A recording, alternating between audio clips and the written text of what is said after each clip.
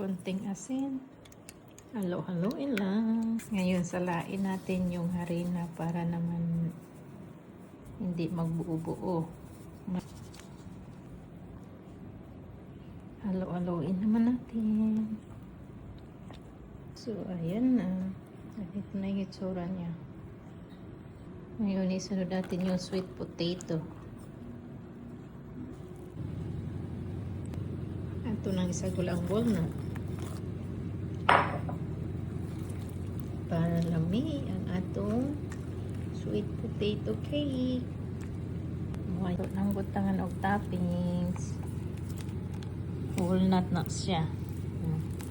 Para guwapa o nindot ay kaloto.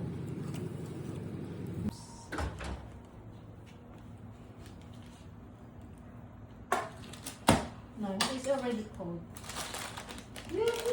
Kagwapa, liwat sa nagluto.